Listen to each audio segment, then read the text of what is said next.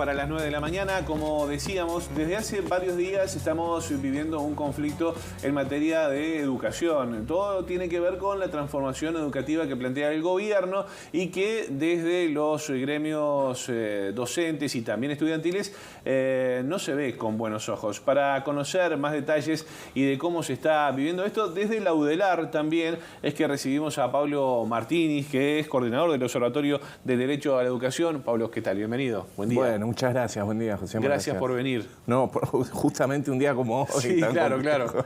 Pero no, un gusto a ustedes y gracias por la invitación. Un día bastante fulero, así que bueno, lo agradecemos de verdad.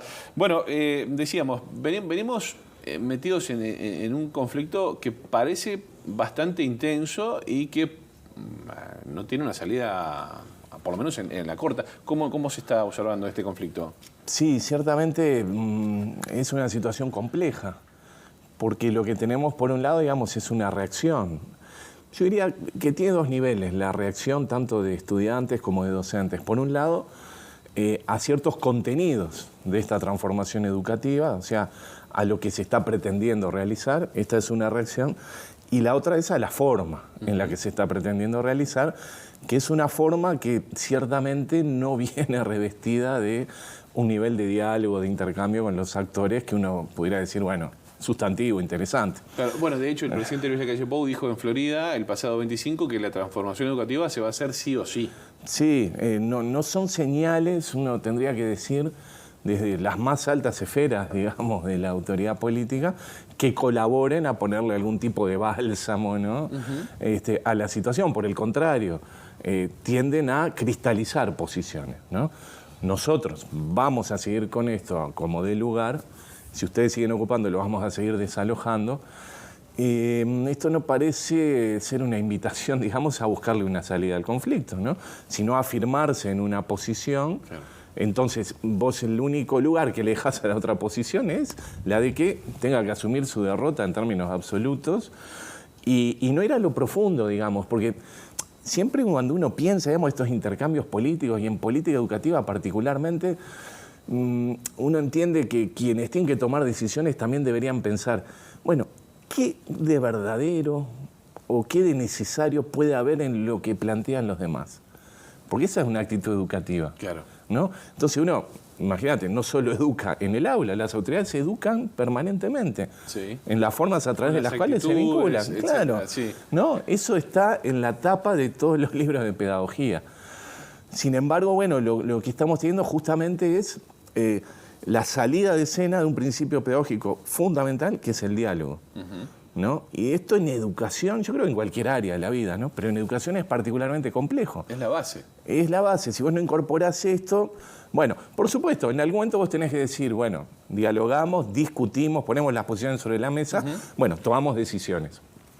El problema es que sustantivamente esa parte parece no haber estado, ¿no? Y eso, bueno, muestra de alguna manera entonces la situación que estamos teniendo. Claro.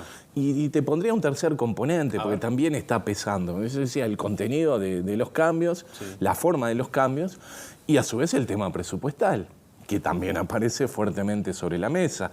Y viene a dar otra señal, que es una señal compleja, ¿no? Bueno, ¿cómo vos podés pensar sustantivamente en educación procesos de cambio o de transformación, como gusta decirse ahora, si vos no lo sostenés en una dotación presupuestal consistente? Claro.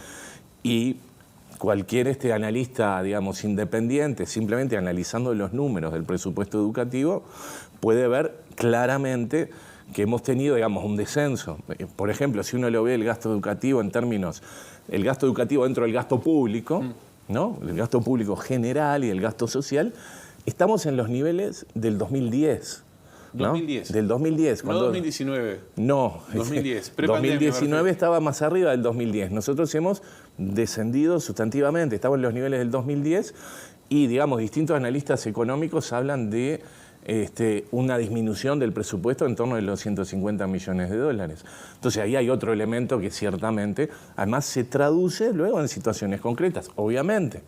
Si yo tengo menos dinero para gestionar el sistema educativo, bueno, seguramente voy a tener menos horas docentes, voy a tener menos grupos, voy a tener menos infraestructura, porque, bueno, magia no es posible hacer, esto se sostiene con recursos, y de hecho, bueno, eso es también lo que estamos viendo. Y eso tampoco colabora, digamos, a que los ánimos fluyan en un modo más amigable. Pablo, y esta falta de presupuesto que se remonta, por ejemplo, equiparándolo a 2010, ¿tiene que ver con la pandemia, con la guerra en Ucrania, o eso no ni siquiera lo roza? Porque se ha esgrimido como un argumento en algún momento. Sí, eso es verdad lo que decís, Josema. Si uno mira, por ejemplo, los datos del Producto Bruto Interno, lo que vamos a encontrar es que ya superamos la situación de pandemia, donde evidentemente decreció, ya volvimos a niveles pre-pandemia y está creciendo sostenidamente el producto, por lo cual uno diría, bueno, algún efecto que en sí podría haber tenido, digamos, la pandemia está superado. Y bueno, y la guerra de Ucrania parece un elemento que parece ser la causa de todos los males. Ahora, en este caso uno no vería allí mucha incidencia. Claro. Lo que uno no puede dejar de asociar esto es con lo que sí fue una promesa de campaña, digamos, del actual gobierno, que fue la disminución del déficit fiscal. Ahora, en los propios números y declaraciones de las autoridades de gobierno, esta meta ha sido sobrecumplida, ¿no? Y de hecho lo que se llama, digamos, el espacio fiscal, ¿no? Que se plantea como, bueno, aquello que tenemos disponible como para aumentar el gasto sin aumentar el déficit fiscal, lo que uno ve es que en las actuales circunstancias, por datos económicos, no es más, digamos, del 20% de ese crecimiento del producto lo que se ha volcado en presupuesto en todas las áreas del Estado.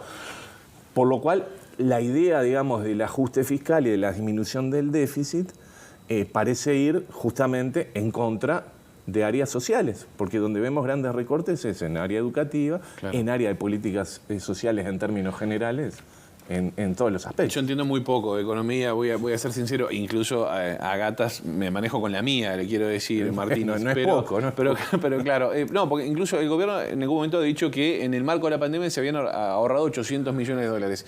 Y uno dice, pero ¿cómo se ahorra si está faltando por tal o cual? Es complejo. Es un tema complejo. Inclusive la propia concepción de ahorro, ¿no? Porque vos decís, el manejo de la economía familiar, ¿no? Decís, bueno, sí, está bien. Es una buena idea ahorrar en una previsión de futuro. Sí. Ahora, ¿vos en qué vas a ahorrar? ¿Vos vas a ahorrar en la salud de tus hijos? ¿Vas a ahorrar en la educación de tus hijos? ¿O vas a ahorrar en cosas suntuarias?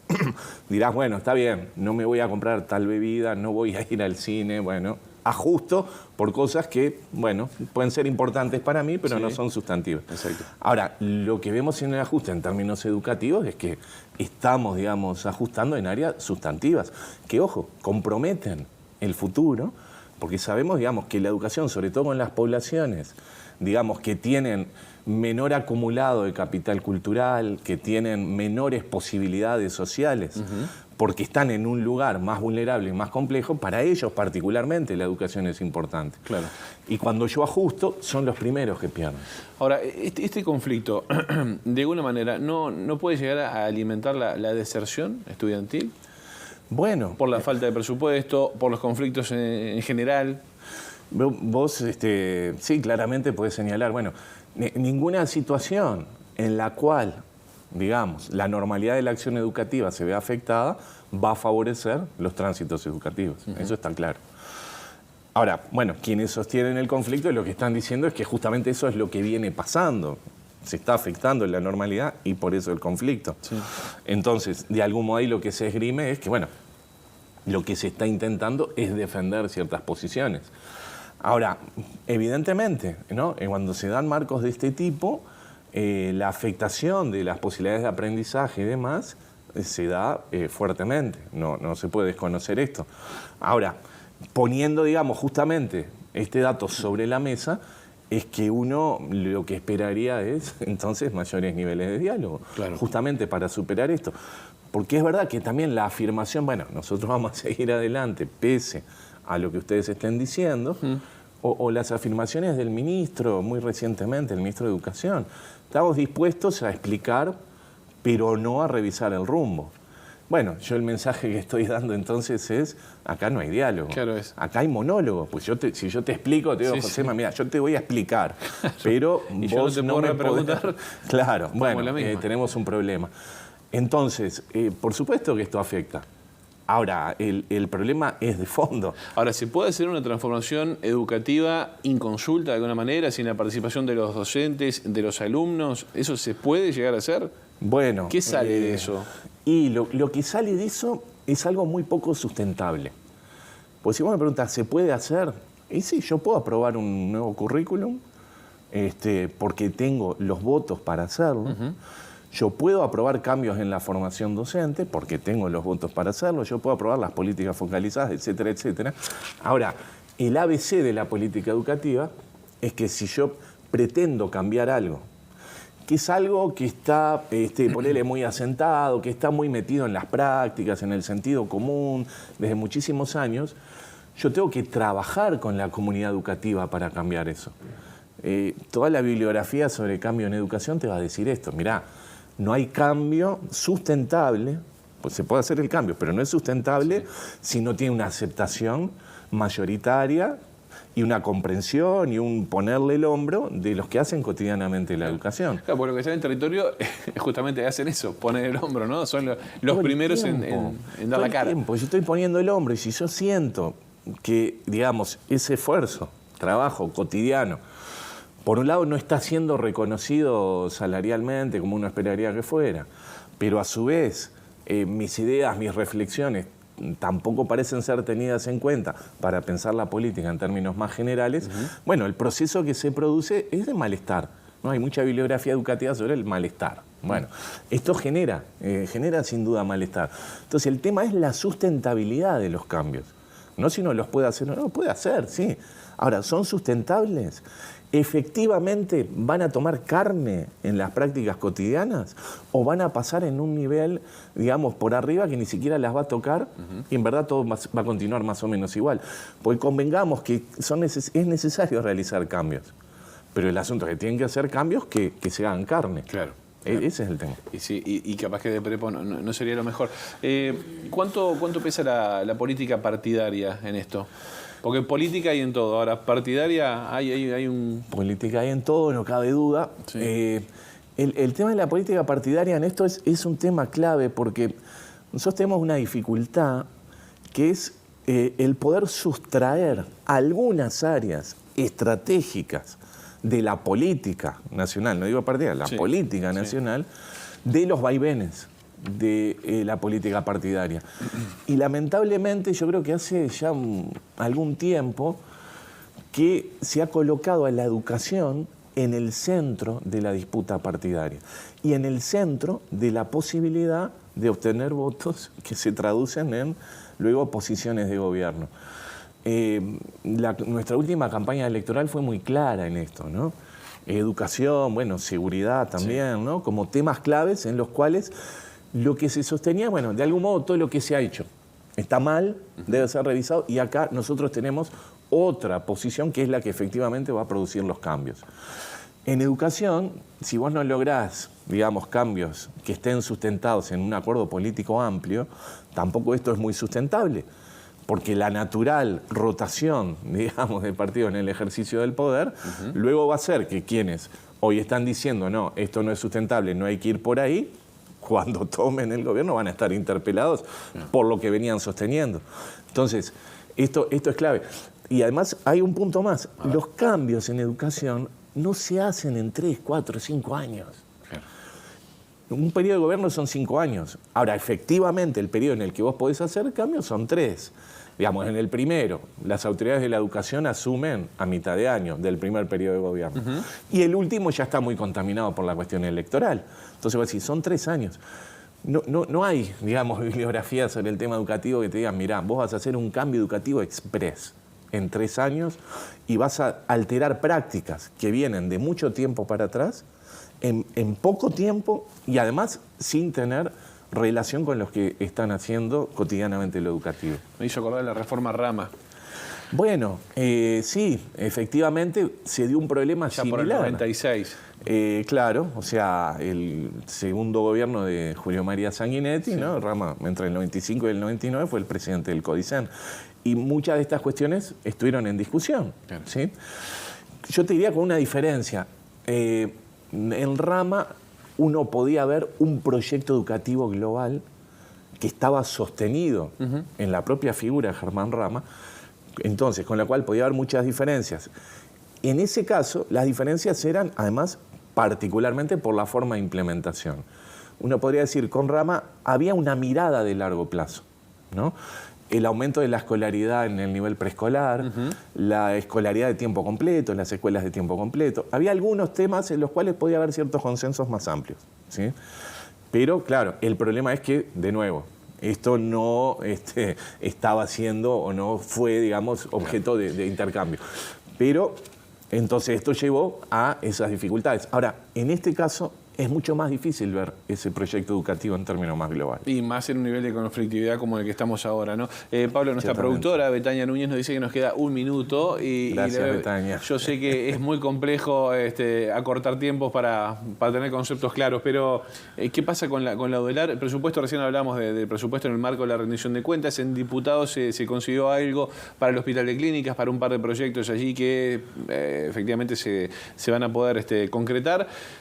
¿Hay margen para conseguir algo en el Senado? Bueno, uno tiene que ser, digamos, optimista en ese sentido. Uno tiene que creerle realmente a los legisladores que sostienen que la educación es radicalmente importante y que además hay un consenso muy amplio, digamos, en todos los partidos, específicamente sobre el lugar que la Universidad de la República ocupó durante la pandemia en generar una cantidad enorme de servicios que sin una universidad fuerte no hubiera sido posible generar. Entonces hay que apostar a esto. Lamentablemente el punto de partida desde el cual se comienza por el mensaje del Poder Ejecutivo es un punto no solamente de aumento cero, es un punto de quita de presupuesto universitario. Claro. Como vos decías, algo de esto se ha podido subsanar en diputados y uno, bueno, esperaría que haya sensibilidad para distintos aspectos, sobre todo mirando el interior del país, mirando el incremento de la matrícula que tiene la universidad, claro, mirando la centralidad de la universidad que produce el 80% del conocimiento que se genera en este país. En algunas áreas el 100% son áreas de punta. Bueno, hay que abrir esto a la esperanza en que efectivamente haya una consistencia entre lo que se enuncia y luego lo que se vota y que haya una apuesta estratégica. No hay modelo de desarrollo soberano, autónomo, de país sin un sistema de ciencia y tecnología robusto, fuerte. Si uno debilita su sistema de ciencia y de tecnología, de formación, de lo que se define como recursos humanos, afecta la soberanía y el desarrollo del país. ¿Hay que hacer una fuercita ahí para mantener el Fondo de Solidaridad? Hay que hacer una fuercita en diputados. Se han hecho muchas cosas con el fondo, ¿no? Por supuesto. La Facultad de Veterinaria, por ejemplo, entre otros. Efectivamente, y el plan de obras de la Universidad de la República está muy atado a los dineros de este fondo, ¿no? Nuevos edificios para la Facultad de Humanidades y Ciencias de la Educación, Facultad de Química. O sea, realmente hay un destino muy claro para esos recursos. No es que uno puede decir, bueno, no sabemos en qué gastar. Los quiero porque los quiero, no. Los quiero porque los necesito para tal. Para tal cosa. Y además a una institución, a un ente autónomo que es absolutamente transparente en la rendición de los recursos que le son asignados anualmente. No creo que haya rendición de recursos más clara que la Universidad de la República y además con un nivel de ejecución que siempre está cercano al 100%. O sea, el recurso que se le da a la universidad es un recurso que es utilizado para aquello que se solicitó. No queda luego traspapelado. Entonces, con estos indicadores también, bueno, yo tengo que apostar aquí. Profe, un gusto escucharlo y hablar con ustedes como siempre, ¿eh? Por favor, el gusto es mío y muchas gracias, Josema. Bueno, dejamos, como siempre decimos, dejamos esta charla cuenta de más. Perfecto, seguiremos. Muchas gracias. Bueno.